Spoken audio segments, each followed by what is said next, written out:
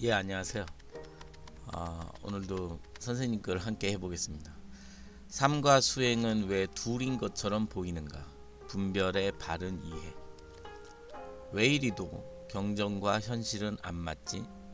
제가 수행자가 수행하면서 가장 많이 혼란스러워하는 것은 경전과 법문의 가르침이 현실의 삶과 서로 충돌하는 것처럼 느껴진다는 점입니다.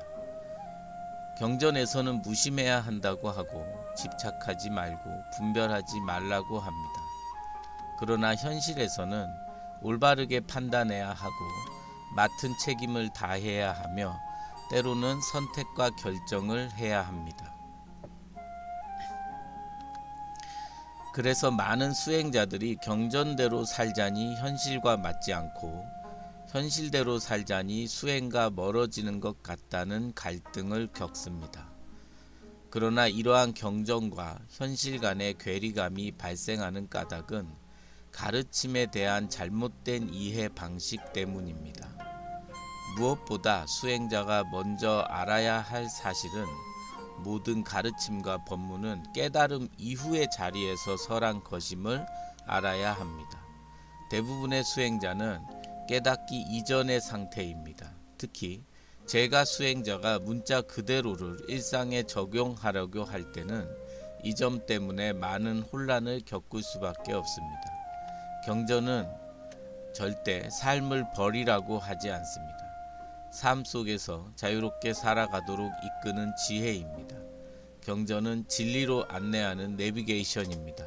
수행자는 경전의 문자와 같은 화면에 나타난 지도에 머무르지 말고 그 내비가 가리키는 실제 목적지를 보아야 합니다.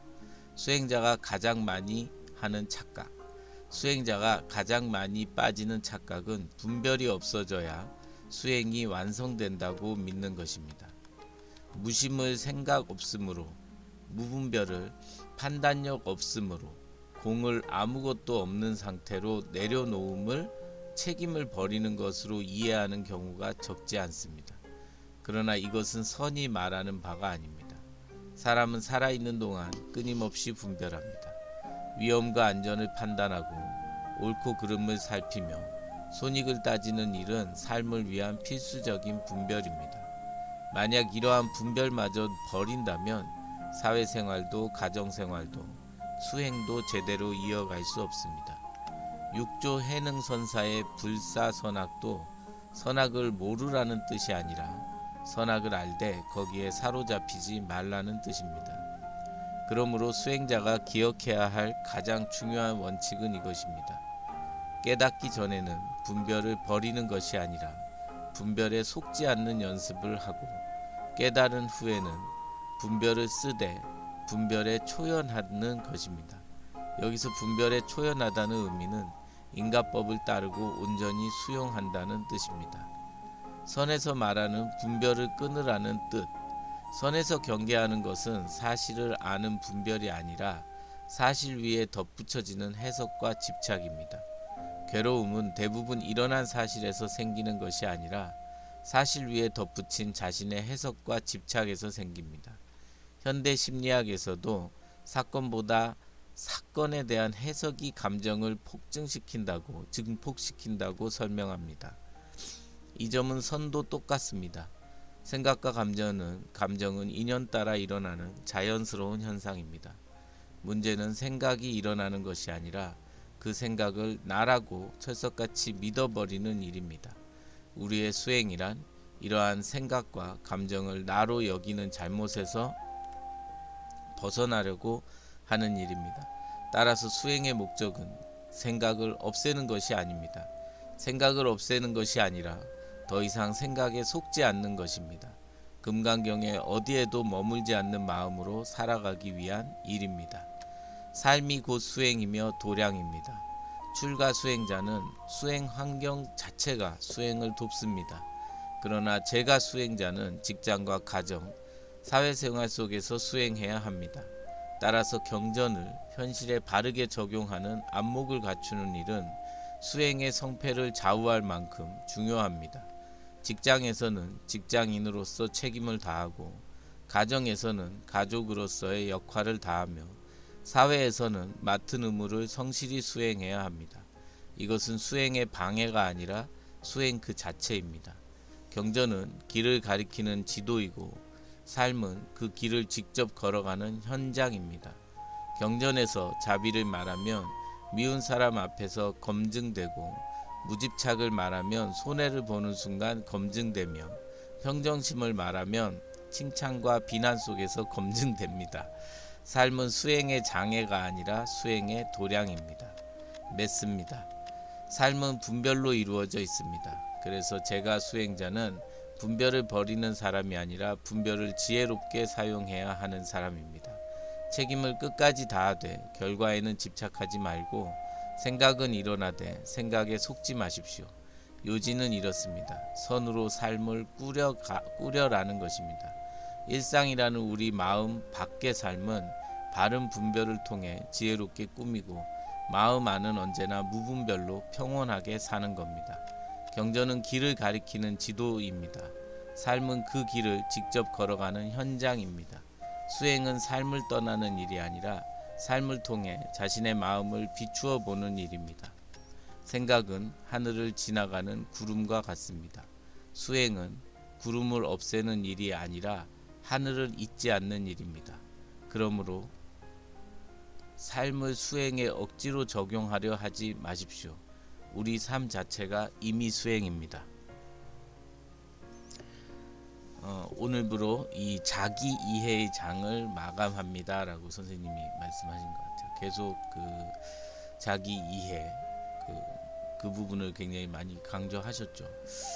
삶이 수행이라는 이 삶은 기본적으로 선생님 항상 말씀하시는 체험의 장이고 우리가 사실 그 체험의 장에서 옳다 그르다 뭐 가졌다 못 가졌다 얻었다 잃었다 뭐 이런 모든 분별에 의한 경험을 할 거 아닙니까?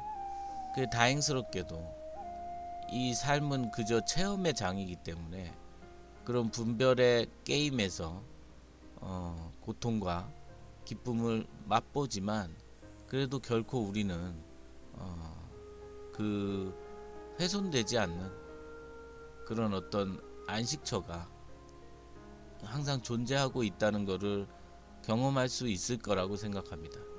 그래서 사람들이 흔히 삶이 꿈 같다, 다 모든 게 지나가지 않냐 이렇게 말할 수 있는 여유가 생기는 것도 그게 깨닫고 안 깨닫고를 떠나서 우리 삶이 우리에게 증명해주는 이 삶의 정체를 가리키는 거 아닌가 생각이 들고 그와 동시에 우리가 마음껏 이 삶에서 체험과 경험 그리고 각종 분별로 인한 기쁨과 슬픔도 다 맛보면서 하지만 그 가운데서도 절대 훼손되지 않는 그런 삶의 삶 자체가 안식처이다.